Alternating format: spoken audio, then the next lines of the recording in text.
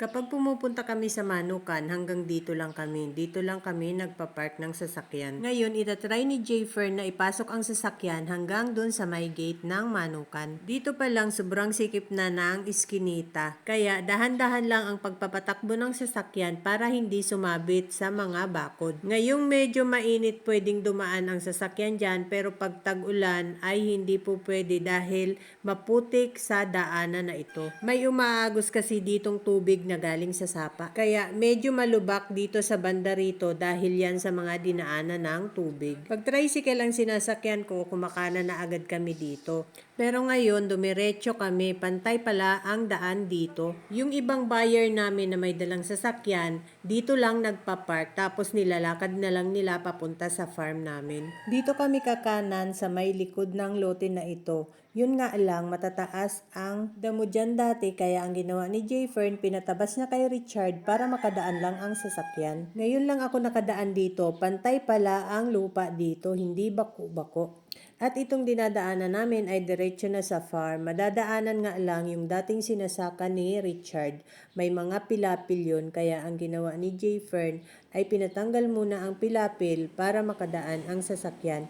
Matagal na rin naman kasing hindi sinasaka ni Richard ang kanyang palayan dito. Medyo mataas pa rin yung pilapil pero hindi naman sumayad yung sasakyan. Hindi masyadong mahirap itong papasok dahil pababa ang daan. Mahirap lang ito pag pabalik na ulit dahil may pilapil na mataas at paakyat pa ang daan. Kaya good luck na lang mamaya kay Jayfern. At dahil pababa nga itong daan, yung tangke ng LPG na dala namin ay gumulong na. Kaya dahan-dahan lang ang pagdadrive ni Jayfern. Hindi kasi naitali ng maayos yung tangke kaya gumulong. Sa mga susunod na araw ay magagawa ng kulungan ng manok sila Jayfern. Madaming gagamitin ang hahakutin.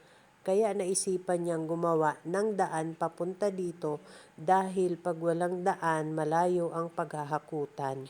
Ngayon, pati pagdadala ng mga patuka ng manok ay pwedeng sa sasakyan na namin isakay. Dati kasi ay nag-aarkila pa kami ng tricycle para magdala ng mga patuka ng manok.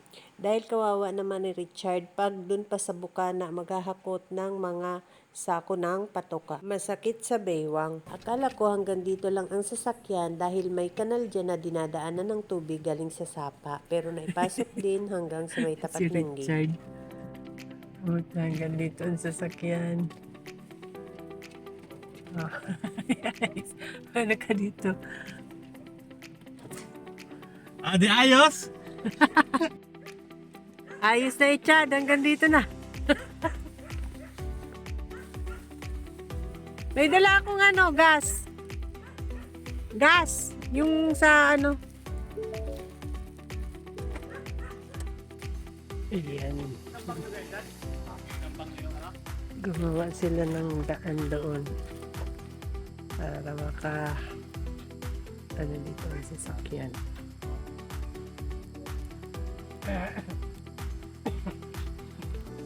Lumalim na ang kanal dito sa may tapat ng gate at yung bandang unahan naman ay bumabaw at natabunan na ng lupa. Umaapaw na daw ang tubig kapag tag-ulan sa Manukan. Kami na palang bunga ang patulan ni Chad.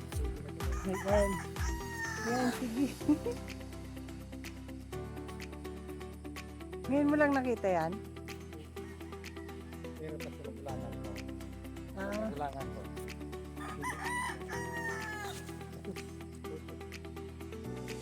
naputol? Dun lang sa dulo eh. May mga bunga na.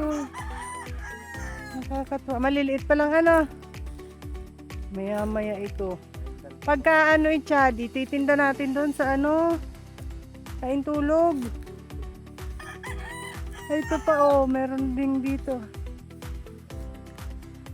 Pag pumunta kami dito, madaming mapuputi. Titinda natin.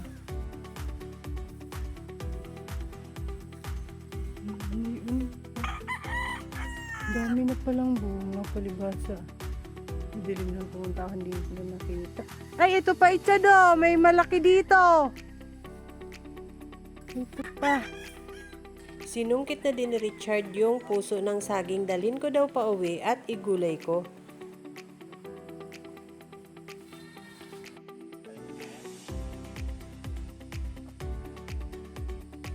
Ichad, buti na ilipat mo yung lemon na yan.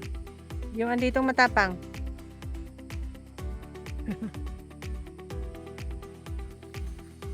Yan, isasalang mo yan eh. Hatch. Ay, lugon pa. Naghahapon na. Tildong na ni Ichad yung mga ano.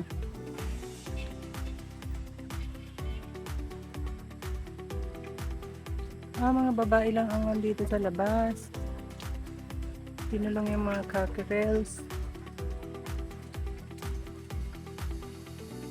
Ito may bunga din ang saging. May bunga na ito bago ako umalis. Luyat pa. Ang daming bulaklak ng ano. Starfruit, balimbing. Pinutihan ulit ako ng okra. Ang talong hindi pa namumunga. Ulit pa.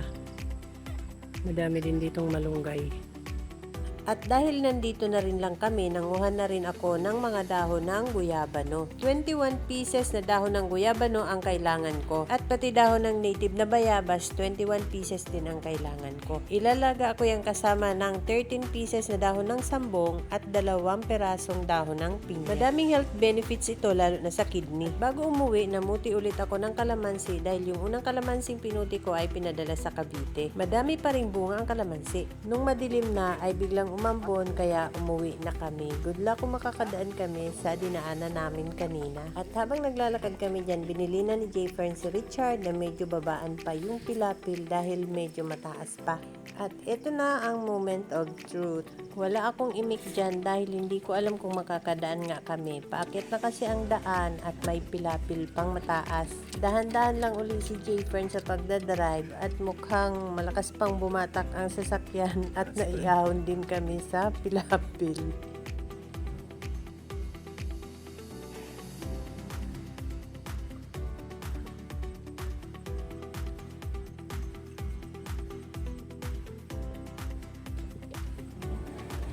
Ayan.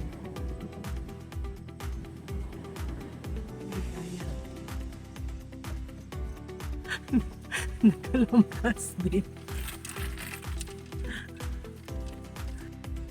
Ay, salamat na kalusot. That's all guys. Thank you so much for watching. Please like, share, and follow for more. Bye!